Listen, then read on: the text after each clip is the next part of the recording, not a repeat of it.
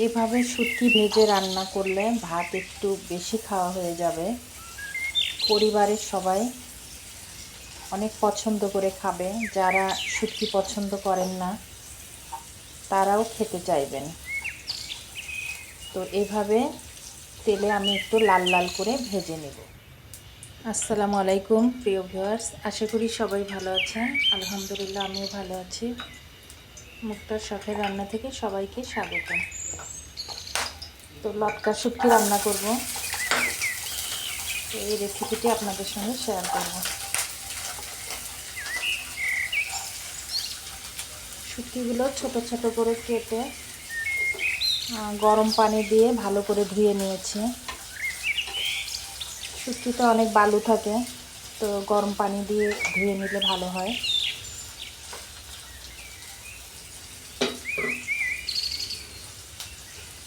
তো শুটকিটা একটু ভেজে নিব, লবণ দিব।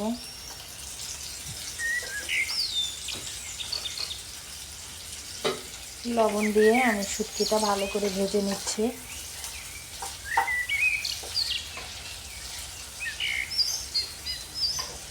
শুটকি রান্নার সময় আমি এভাবে তেলে ভেজে নিই, তাতে কাঁচা গন্ধ, শুটকির যে একটা গন্ধ থাকে এই গন্ধটা চলে যায়। তো কিছুক্ষণ এইভাবে আমি ভেজে নিব। এইভাবে ভাজতে ভাজতে সুন্দর একটা ঘ্রাণ আসবে।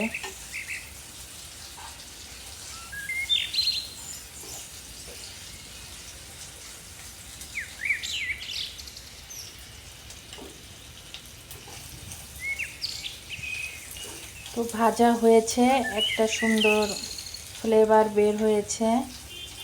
তো এখন আমি এখানে পেঁয়াজ কুচি করে নিয়েছি, আর কয়েক কোয়া রসুন নিয়েছি আস্ত, আর কাঁচামরিচ, এগুলো দিয়ে দিব। পেঁয়াজ একটু বেশি দিলে ভালো হয়, কারণ আমি একটু বেশি পেঁয়াজই দিয়েছি, কারণ এটা ভুনা ভুনা করব। তো এখন এটা আমি পেঁয়াজটাও ভেজে নিব।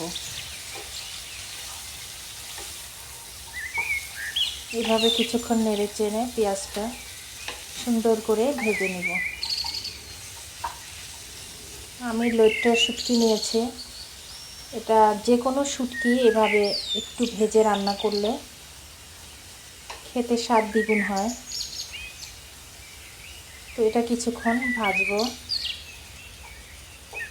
পেঁয়াজগুলো একটু নরম হয়ে আসলে এখন এতে আমি আদা রসুন দিয়ে দিব। তো আদা দিয়ে দিচ্ছে, আর শুটকিতে রসুন আমি একটু বেশি দেই, এতে অনেক ভালো লাগে। শুটকি রসুন বেশি দিলে শুটকিতে খেতে অনেক ভালো লাগে। তো এটা একটু ভেজে নিব। আমি সব মশলাই একটু করে দিব আর ভেজে নিব, এতে কষানো হয়ে যাবে।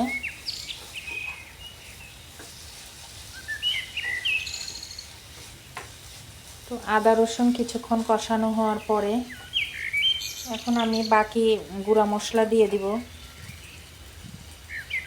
এখানে হলুদ দিয়ে দিচ্ছে 1 চামচের একটু কম, আর মরিচ পুরোপুরি 1 চামচ দিয়ে দিলাম, কারণ ঝাল একটু বেশি দিব। আর জিরা গুঁড়া দিয়ে দিলাম, আর ধনিয়া গুঁড়া দিয়ে দিলাম আধা চামচ। দিয়ে এটা ভালো করে নেড়ে নিব, এটা কিছুক্ষণ কষিয়ে নিব। আর শুটকি ভাজার সময় লবণ দিয়েছি, পরে লাগলে আবার দিব।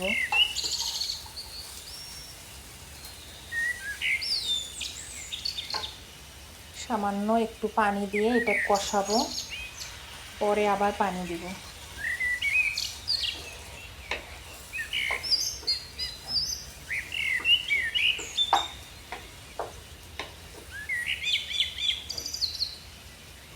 এখন ঢেকে দিব।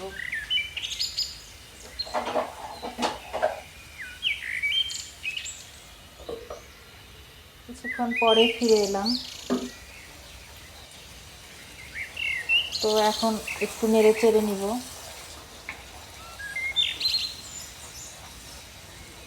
শুটকি প্রায় কষানো হয়ে গেছে, আমি আরও একটু কষিয়ে নিব।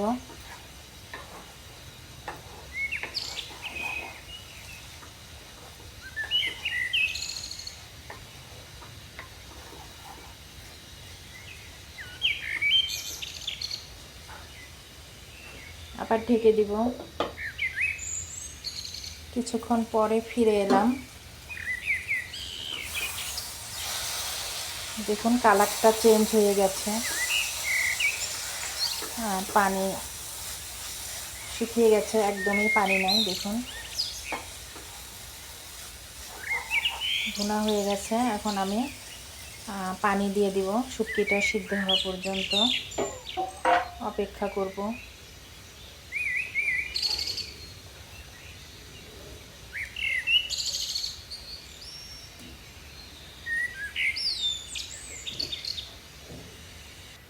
কিছুক্ষণ পরে ফিরে এলাম।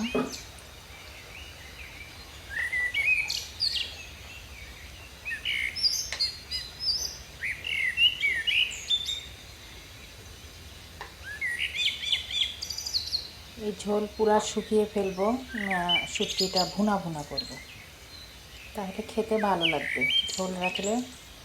ঝোল রাখলে ভালো লাগবে না। তো ভিডিওটি ভালো লাগলে লাইক, শেয়ার, কমেন্ট করবেন, একটা সাবস্ক্রাইব করবেন।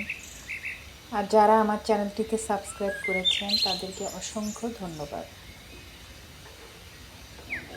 আর যারা সাবস্ক্রাইব করেননি তারা একটা সাবস্ক্রাইব করে বেল বাটনটি অন করে দিবেন।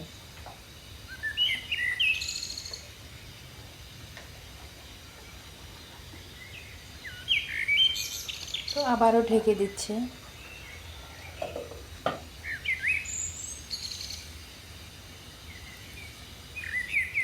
কিছুক্ষণ পরে ফিরে এলাম।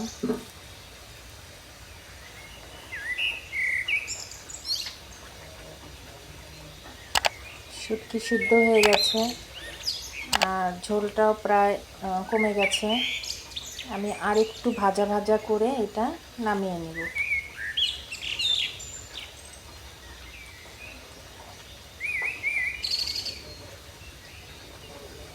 এভাবে যারা শুটকি রান্না করেননি তারা এইভাবে শুটকি রান্না করে একবার খেয়ে দেখবেন, খেতে অনেক ভালো লাগবে।